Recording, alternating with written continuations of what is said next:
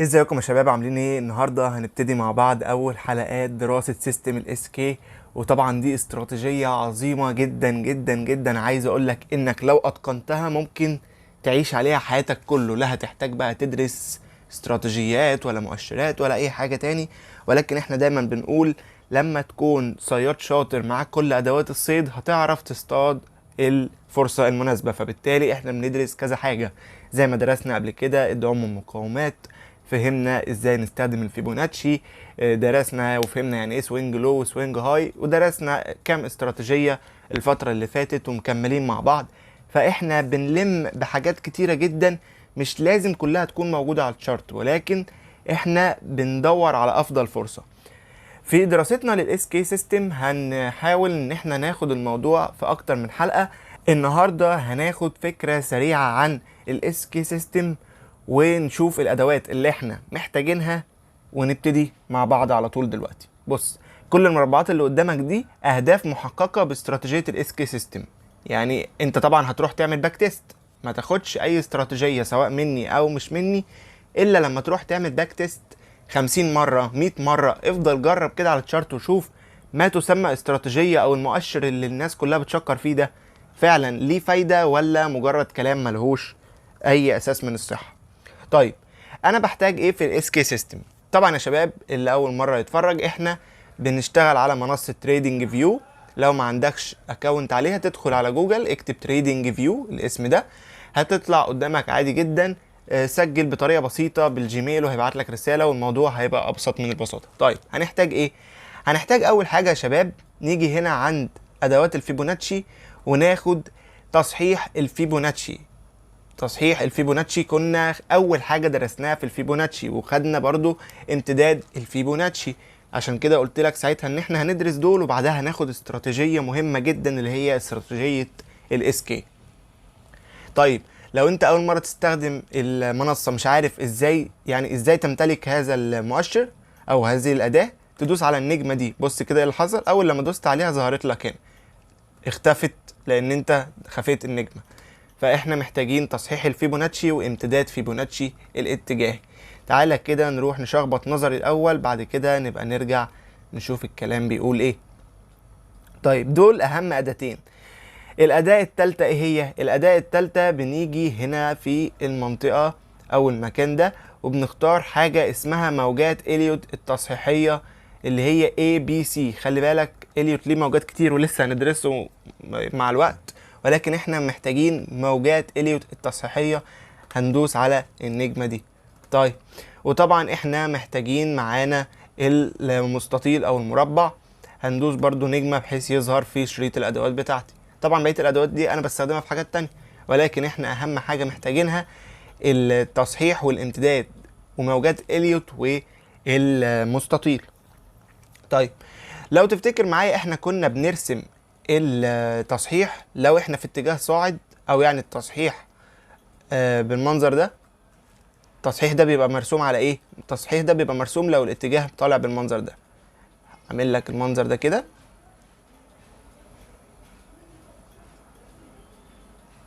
يعمل لك المنظر ده كده وبيتنطط شويه ويطلع تاني ومره واحده نزل. دي حاجه، دي اسمها تصحيح. الحته دي اسمها تصحيح. فهو ده التصحيح. لو انا طالع والتصحيح هابط برسم من تحت لفوق، لو انا نازل والتصحيح صاعد برسم من فوق لتحت. طيب، احنا كنا متعودين على ان احنا بمجرد ما نرسم تصحيح الفيبوناتشي ما بنحتاجش نعمل اي حاجه، ولكن لا، المره دي احنا هنعدل على اعدادات الفيبوناتشي. بص يا سيدي، احنا عشان نعدل بندوس عليه دبل كليك او بندوس عليه ضغطه واحده ونيجي عند علامه الترس دي. خلي بالك احنا بنعمل الاساس، يعني عارف انت اللي هو اهم من الشغل تظبيط الشغل، فاحنا بنظبط الشغل عشان لما نيجي نشتغل على طول ما تبقاش واقف قدامك اي حاجه. طبعا زي ما احنا متفقين لو انت اول مره تستخدم الاداه هتلاقي خلفيه مزعجه هنا. بص، هيظهر لك بالمنظر ده، فلا دوس على الخلفيه خليها ما تظهرش، وخلي دي لو عندك الاسعار، لو عندك دي نسب خليها تظهر. يعني دي لو عندك النسب دي مخفيه خليها تظهر، ولو دي عندك مش النسب عندك قيم لا خليها نسب. خلي الاعدادات اللي قدامك دي بالظبط هي اللي عندك. الاعدادات دي احنا مش عايزينها، ولكن دي انا كنت بستخدمها في التحليل، عشان كده حتى ملونها بالوان تانية. بص اول لما ظهرت لونها مختلف، فاحنا مش محتاجين دول دلوقتي. بس طبعا انت المفروض عارف اهميتهم ايه من فيديوهات الفيبوناتشي اللي فاتت. طيب ايه هي الاعدادات اللي احنا عايزينها او اللي هنكتبها في الفيبوناتشي؟ هي الاعدادات اللي قدامك دي. خد سكرين شوت للارقام اللي قدامك دي وروح اكتبها في الفيبوناتشي. عندك الزيرو وال 38 61 1 وباقي الارقام دي. طيب انت اصلا مش هتلاقي الاعدادات دي، يعني هي بص يا تختفي يا تظهر. طيب انا ما لقيتش الارقام دي، عادي اقوم جاي هنا، انا مثلا عايز اكتب زيرو، دي مش مكتوبه 0.5، لا عادي اجي اكتب هنا 0.5. فانت ممكن تعدل على الفيبوناتشي براحتك. طيب دي كده اعدادات الفيبو الاول بتاعنا. يبقى تاني كده انا هدخل على التصحيح الفيبوناتشي بتاعي واعدل الادوات بتاعتي بالمنظر ده، واخلي دي الارقام اللي عندي. طيب اهم 4 مستويات اللي انا معلم لك عليهم اهم: ال50 وال55 61 66، واديني ملونهم لك دول. فيبقى انت كمان تلون لي ال4 مستويات دول باللون اللي عينك ترتاح معاه، علشان خاطر لما نيجي نستخدمها تبقى عارف انت هتعلم على ايه. طيب ده كده بالنسبه للارشادات او اعدادات الفيبوناتشي التصحيحي. خلصنا من الفيبوناتشي التصحيحي. تعالى الفيبوناتشي الاتجاهي. فيبوناتشي الاتجاهي بيحتاج 3 نقط، ادي 1 2 3. رسمت الفيبوناتشي بتاعي. تعالى مصغره لك عشان خاطر برضو تشوف ان احنا ملونين 3 مستويات تاني. برضو هتلاقي له اعدادات غير اللي احنا عايزينها، فهتعمل ايه؟